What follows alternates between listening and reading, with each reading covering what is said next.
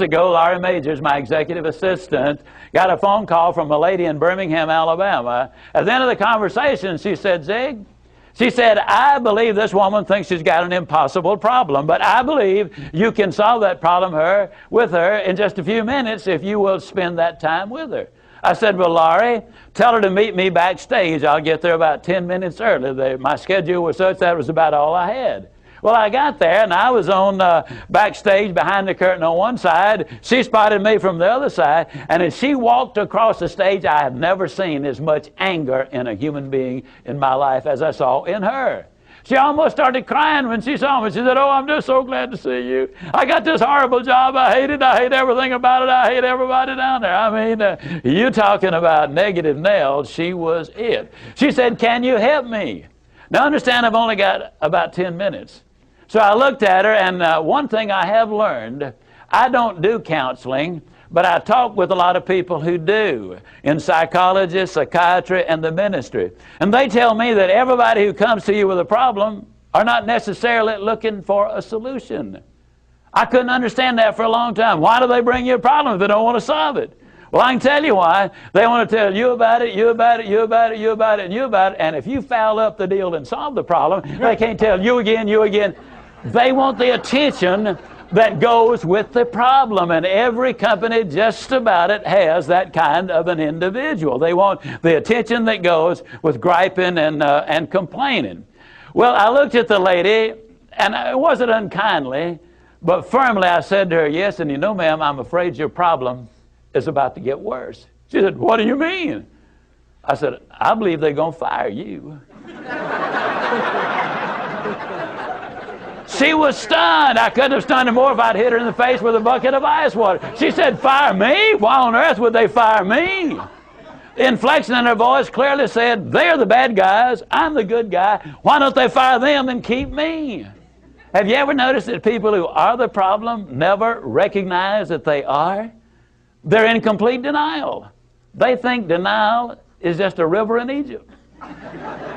Why would they fire me? I said, ma'am, I don't believe there's a company in America big enough to contain this much poison in one small spot.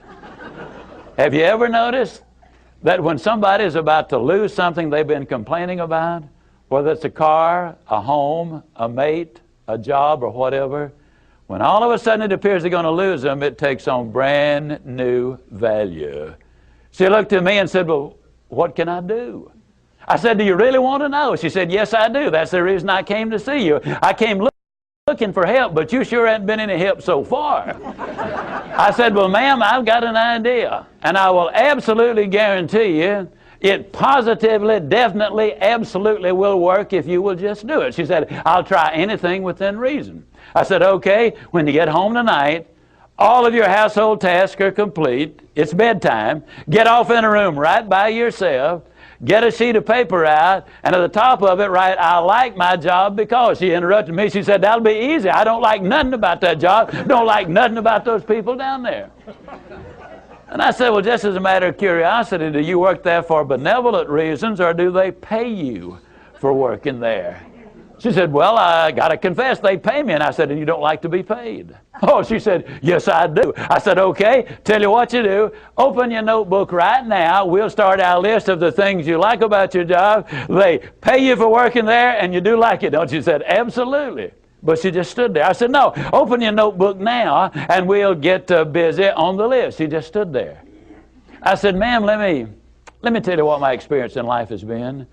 I've discovered that in 100% of the cases, no exceptions, people who won't take step number one never take step number two. You see, she had come to me with an impossible dream. Her dream was that nice Mr. Ziglar was going to solve all of her problems, and she would live happily ever after. Well, folks, I got news for you. I can't solve her problems. I can't solve your problems. But I will give you some steps that I'll absolutely, definitely, and positively will work for you, as it worked eventually for her. I said, well, ma'am, let me tell you something. Unless you're willing to take step number one right now, it's been nice talking with you. She angrily opened her notebook. Before we got through, there were 22 things she liked about her job. Not only did they pay her for working there, they paid her above average. She had 3 weeks vacation with pay. She had a retirement program. She was in on profit sharing. She had health insurance, life insurance, and accident insurance. She lived less than 10 minutes from home. She was in on management decisions. The company sent her to 3 seminars a year to be paid for. She had her own private office and parking place. 22 things that she liked about her job. Now I said, ma'am, when you get home tonight, everything is finished.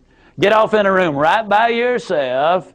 Close the doors, change one word from I like my job to I love my job. Get in front of that mirror, and folks, I cannot say this strongly enough, but I'm going to try. The eyes are the windows of the soul. Look yourself in the eye, and with excitement and enthusiasm, say, I love my job because they pay me for working there. I love my job because they pay me above average for working there. I love my job because I have a wonderful insurance program. I love my job before every one of the statements. You will sleep better that night. You see, there's something hidden in what I'm saying to you now. When she says, I like my job, she's really saying, I'm grateful for my job. And of all the emotions we can have, according to Hans Selye, the #1 stress specialist in America, the healthiest of all human emotions is gratitude. I said, you go down that list. I like my job. I love my job, rather. That is a way of gratitude. You'll sleep better the first night. Tomorrow morning, when you get up, get back in front of the mirror just before you go to work. Get back in front of the mirror and repeat the process again with excitement and enthusiasm. I love my job because, and take the list with you. Because the reality is, you see, you will have started to change from a fault finder to a good finder. Some people do really find fault like there's a reward for it. They really do. Take the list with you, and you will be able to add to that list, absolutely guaranteed. Do this every morning and every night, and you will have an astonishing recovery from this advanced case of stinking thinking. Now, I didn't say that to her, but I'm saying it to you. That's what it was. It was an advanced case of stinking thinking. Well, 6 weeks later, I was back in Birmingham, Alabama. I was doing a follow-up sales seminar. Now, the lady was not in sales, but she had been listening to my tapes. She had been listening to Automobile University, and she had discovered that everybody sells. Everybody who will ever hear this is in selling. Whether you're a school teacher, a civil service worker, a military personnel, an executive secretary, it doesn't make any difference. What you do, you sell every day of your life. There she was at the sales seminar, seated on the front row, grinning so wide she could have eaten a banana sideways. I'm telling you, you're talking about somebody that was excited. She was turned on. I said, well, how you doing? She grinned even more broadly and said, Mr. Ziglar, I'm doing wonderfully well. And thank you for asking. She said, you cannot believe how much those people down there have changed.